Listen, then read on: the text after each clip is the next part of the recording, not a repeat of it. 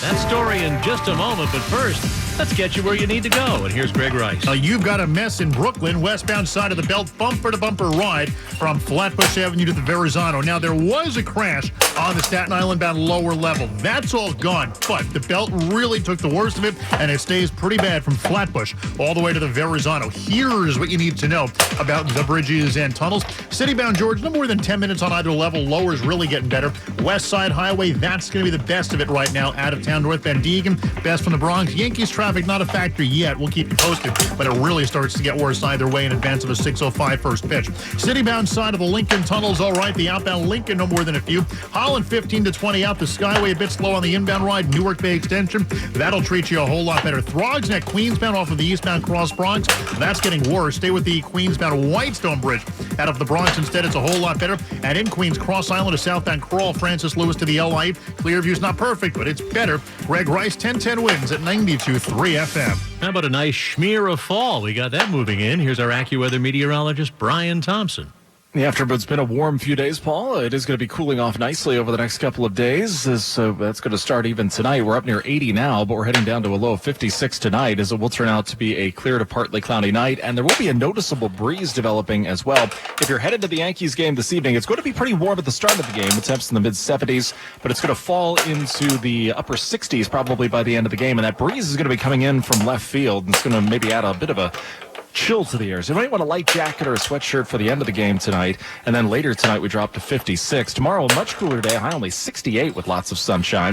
Clear and chilly tomorrow night, low near 50 in the city, 40s in most northern and western suburbs. Still cool into Thursday with sunshine and a few afternoon clouds, high 65. Mostly sunny, a beautiful day Friday, high 70. And then the weekend, we're kind of back to where we are today, where we'll be closer to 80 with a fair amount of sunshine and no rain in sight, at least through the weekend, probably even into early next week, too. 80 degrees right now. It's partly sunny in Midtown. We're going down to 56 tonight. I'm AccuWeather meteorologist Brian Thompson on New York's weather station, 1010 Winds on 92.3 FM. You may well remember yelling down to the rest of the family, everybody stay off the phone, I'm on the computer. AOL is ending that dial-up option today that was familiar to, well, so many of us. Welcome. The demise of the landline dial-up was announced this summer. Decades ago, we moved to a world of broadband, but a recent census report reported 163,000 Americans were still using dial-up. If that's you, it's time to say to your dial-up connection, Goodbye. President Trump told today's gathering of the top military brass that dangerous cities should be used as training grounds for troops. That's what he said. He told the nation's Pentagon chief, who also addressed that big meeting in Quantico. Speaking to an auditorium full of commanders in their dress uniforms, Secretary Pete Hegseth said the era of the Department of Defense is over. We became the woke department, but not anymore. Hegseth announced all troops in combat roles must now meet the highest standard for men. He's instituting a new combat field test, banning beards except in the special forces, reviewing the military's rules on bullying and hazing, and ending anonymous complaints. To commanders who might disagree, You should do the honorable thing and resign. Stephen Portnoy, ABC News, Washington. Trump, referencing nuclear weapons, told that stone-faced gathering that there are two N-words, and you can't use either of them, said the president. Well, here we are on the last day of September, and it's never too early to plan for Halloween. Not that any of us really need ideas, but if you do, we have a couple. Surprise! Costume stores have stocked plenty of Wednesday outfits for Addams Family fans. Lots of K-pop demons are expected to be on the hunt for candy, too. I was a ghost, I was alone. Some trick-or-treaters will take inspiration from another Asian import. Furry Labubu dolls. And the Minecraft movie craze will be fully represented. Chicken jockey! Because you have to have a wicked witch or two. Elphaba, they're coming for you. Stores say Galinda and Elphaba costumes are already flying off the shelves. Deborah Rodriguez for 1010 Wins. If you're a hockey fan of the LA Kings, you may see some familiar faces when the hockey drama Youngblood hits the screen. Hey, Hannah, eat this. Yeah, the team has signed on to appear in the film about hockey phenom Dean Youngblood. It's an adaptation of the 1986 original that starred Rob Lowe. This time around, Ashton James stars, along with Blair Underwood and Sean Doyle. Sounds like the LA Kings president and former Ranger Luke Robitaille couldn't wait to sign on. He says the original was an obsession for him and his friends when they were growing up. So shooting starts at the Crypto.com Arena in LA next month, and we're still waiting for a movie about the Hartford Whalers. ChatGPT is going shopping. That AI gadget is joining the world of e-tail retail for those among us who need a little help. ChatGPT maker OpenAI has introduced a new instant checkout feature. So how does it work? You can ask the chatbot a question like, where can I buy a housewarming gift for a friend? Then the chat will suggest items you can click to buy. Instant checkout currently works for single item purchases from US Etsy and more than 1 million retailers that use Shopify. That's Jesse Mitchell reporting. A Ukrainian military delegation is visiting Denmark for joint exercises and a sharing of Ukraine's drone technology. European defense ministers last week agreed to a plan to build what's called a drone wall along the Russian border. President Vladimir Zelensky posted on Telegram that Ukraine's drone experience is, as he puts it, the most relevant in Europe right now. If you're gaga for Wawa, we have some news. The newest location is opening tomorrow with free coffee.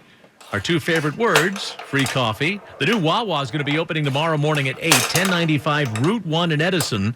They're going all out, even giving out free T-shirts, which we point out can be used to sop up spilled coffee in an emergency. That's one free cup, we're sure, for the big opening. Say hello to Wawa Wally, the mascot's coming by for the big ribbon cutting. Thank you for making 1010 Wins your number one choice for news in New York. All news, all the time. This is 1010 Wins at 92.3 FM. You give us 22 minutes, we'll give you the world. Good afternoon. Sunny and 80 degrees at 3:20. I'm Paul Murnane. Here's what's happening. It's still up to the state to decide in the end, but another casino plan comes up aces with a city panel. 6 positive votes, meaning the application has been approved. Mac Rosenberg will have more on the Planet City field in a moment. Quiet reflection and grieving in Cranford after 2 kids on bikes were killed last night. Pfizer is cutting prices and is making a U.S. manufacturing investment in an announcement made at the White House today. The Long Island Zoo, at the center of abuse allegations, says it's shutting down and for good. K-pop sensation Twice announces its new global tour with stops at UBS Arena coming up next February. Yankees meet the Red Sox in a couple of hours in the Bronx. Game 1 in their wild card series. It's a warm afternoon, but the clouds are not bringing any rain. We're heading to a breezy low of 56 tonight in the city. Queens News Time, 3:21. And here's Greg Rice. Well, here's Queens. Westbound side of the belt. Looks like just getting past the Van Wyck, there's a crash. There's a mess back to the JFK Expressway. Eastbound belt slows from the Van Wyck over to the Cross Island Southern State Split. The belt in Brooklyn, that is awful as well. Westbound belt, bad ride from Flatbush Avenue to the Verrazano. We had an earlier crash on the Staten Island bound Verrazano, and the belt just never recovered. The Gowanus did. That's fine. From the belt split down to the Verrazano, the belt is where all of your trouble lies. Once you get to Staten Island, you got a bit of a mess from the Verrazano over to the West Shore Expressway. Here's what you need to know about the bridges and tunnels. Citybound George, go low. The upper level is still about an extra 20 minutes. Lower's better. West Side Highway, yeah, it's sluggish out of the 110s. It's the best way out of town. Cross Bronx, that is the worst of it. Out of Westchester Avenue, northbound Deegan's, your Bronx winner. Yankee Stadium traffic, not a factor yet, but we'll keep you posted. Lincoln, it's about 10 minutes in. Outbound Lincoln's all right. The Holland, 10 to 15 out. Inbound Skyway, outbound covered roadway are slow. Newark Bay is better. Greg Rice, 1010 Wins at 92.3 FM. Another hurdle has been cleared by another casino plan here in New York City. A community panel that gives its support gave it to the plan that's going to go up alongside the home of the New York Mets, maybe. The State Gaming Commission will now weigh in on the Metropolitan Park project for a casino, food hall, and live music venue near Citi Field. While Mets may not make the playoffs, I think we can consider this a home run. Queensboro President Donovan Richards says this is big for the borough. We're talking about building a massive entertainment complex as Queens becomes the true cultural heartbeat of the city. This would include green space and permanent union jobs, but there has been strong community opposition from residents who think this does nothing for them while serving a billionaire's interests. They also fear higher rents and more traffic. Mac Rosenberg, 1010 Wins on 92.3 FM. Bally's in the Bronx, MGM Grand in Yonkers, and Resorts World in Queens are also in play, but it's up to the State Gaming Commission that will vote on those downstate licenses in December.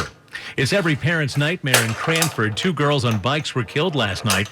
A vehicle driven by a motorist who left the scene. That driver was later located and was taken into custody. One resident telling Channel 7 her family heard the crash around 5:30 last night near Burnside and Lincoln Avenues. He heard a car going really fast down the street, and then it sounded like a car crash. People are going way too fast down the street, and it's really scary. The names and ages of the victim and the name of the driver have not been publicly released, not yet. A skull and bones have been found in a parking lot in Queens. The remains were found at 13401 20th Avenue. The chief medical examiner will determine the cause of death. Remains found in the woods in College Point yesterday, those of a man who's been missing for nearly 4 years. Kathy Albright tells Pix 11 that she's been told that the remains are those of her husband, Richard, who vanished in 2021. She believes her husband had a medical episode of some kind and does not suspect foul play. The NYPD says only that the case is under investigation. The discovery was made yesterday near 13401 20th Avenue, College Point. There was a scramble at Joint Base McGuire-Dix Lakehurst today in New Jersey. Notifications went out about a potential active shooter with advice to take cover outside or stay indoors. Officials later said, though, that no gunman was found. But only Lakehurst remains on lockdown. It's not exactly clear why. The base is home to more than 42,000 active duty personnel. Drug company Pfizer is investing $70 billion in U.S. manufacturing. President Trump announcing the deal that includes lower prices, he says, on several of the company's meds. These drugs will be available for direct purchase online at a website operated by the federal government. We're also announcing that moving forward, all new medications introduced by Pfizer to the American market will be sold at the reduced most favored nation cost. Pfizer says it has no details to share at the moment about this collaboration with the U.S. They say they will have an update, though. The president making his announcement flanked by the Pfizer chief, Albert Bourla, and the Health and Human Services Secretary, Robert F. Kennedy Jr. Outer bands of sputtering Umberto are soaking Bermuda. Hurricane Imelda is following closely behind. Umberto was at Cat 4. It's now down to a Category 1. And there's a hurricane warning that's gone up for Bermuda as Imelda takes aim with 80-mile-per-hour max sustained winds. Around here, the sunshine 80, and we're heading down to 56 in the city tonight with a breeze. And now it's time for Bloomberg Money Watch. Today's the last day people can buy a new electric vehicle and get the federal tax credit of up to $7,500. The incentive expires tonight, and it looks like people have been rushing to get it. Cox Automotive estimates EVs amount for about 1 in 10 U.S. new car sales in the quarter that ends today. That's a 20% increase from this time last year. Next quarter, without the incentive, could be a completely different story. If you're looking for a used car rather than a new one, there's a new way to shop. Today, Hertz has launched a platform letting people buy its former rental vehicles online. Stocks up, Dow gaining 43, NASDAQ up 23, S&P rising 18. Mad to Day, Bloomberg Money Watch on 1010 Wins at 92.3 FM. Wins News Time, 3:30. Good afternoon. I'm Lori Madden. It's not all happening at the zoo today. Not in Suffolk County, where Long Island's largest zoo is shutting down. To the Holtzville Ecology Center all the time to see the goats, lynx, pigs, and other animals. Brought my kids here since they were young. But after former employees came forward like Caitlin Lombardi to say the animals were being mistreated, the zoo, which is run by the town of Brookhaven, is shutting down. Peanut, the goat, I don't believe she's still alive. She would be locked in the barn. She would be laying in her excrement. John DiLeonardo is with Humane Long Island. We're now on to the next phase to ensure that all the animals go to reputable sanctuaries. The town supervisor says people's attitudes about zoos changed, and this closure will help the town's budget. Sophia Hall, 1010 Wins on 92.3 FM in Holtzville, Long Island. News Time 3:31. Let's get you where you need to go. Here's Greg Rice. A bit of a mess right now in Nassau County. From what we're being told, you had an RV that was being towed away or being dragged by a car get loose. The RV slammed into another car, and that's why the HOV lane is blocked on the westbound LI near the HOV lane. So, yeah, westbound LI at the HOV lane, you got a crash near the Seaford Oyster Bay, and this is drawing a whole bunch of eyeballs from Sunnyside Boulevard. After this, LI slows to Glen Cove Road. Eastbound Long Island Expressway. Slow ride to Glen Cove Road and into routes 106 and 107. Here's what you need to know about the bridges and tunnels. Citybound George, about an extra 20 on the upper. Lowers about an extra 10 minutes. West side, the best of it out of town. Lincoln, it's about 10 minutes in. Outbound Lincoln's all right. The Holland, 15 to 20 out of town. And on the Jersey side of the Newark Bay, it's going to be better either way. Queensbound Whitestone Bridge isn't awful, but southbound Whitestone Expressway, a slow ride to Northern Boulevard. In Queens on the Cross Island, you got a whole lot of southbound traffic to the LI. It's not perfect, but it's at least slightly better on the southbound Clearview Expressway. Greg Rice, 1010 wins at 92.3 FM. Let's get a check of your AccuWeather forecast. Here's meteorologist Brian Thompson. Well, we've again had some high clouds overhead this afternoon, Lori, but those clouds have been thinning out somewhat, so we're seeing a little more sun than we were seeing at this point yesterday. And it is going to be a cooler night ahead tonight. It will turn out clear to partly cloudy. The breeze is going to be picking up of a low of 56, and we'll have a cool breeze throughout tomorrow. Low humidity, lots of sunshine, a high of 68. Clear and chilly tomorrow night, low near 50 in the city. It'll be in the 40s in most northern and western suburbs. If you're headed to the Yankees game tomorrow night, certainly be ready for some chilly weather. But before the end of the game tomorrow evening, temperatures will likely be down into the 50s. And then a cool day still Thursday, sunshine and a few afternoon clouds, high 65. As we get into Friday and the weekend, though, it warms back up again. Mostly sunny up to 70 Friday. It'll likely be in the upper 70s to near 80 over the weekend as it stays dry and pretty sunny. Partly sunny at 80 degrees right down Midtown. We're going down to 56. I'm AccuWeather meteorologist Brian Thompson on New York's weather station. 1010 wins on 92.3 FM. NYCHA residents and some city lawmakers want to know who's watching what and when it comes to the eye of the law. It's been hours of back and forth at the city council hearing regarding NYPD members, NYCHA residents, and local advocates arguing over who should control and view NYCHA surveillance cameras. NYPD Inspector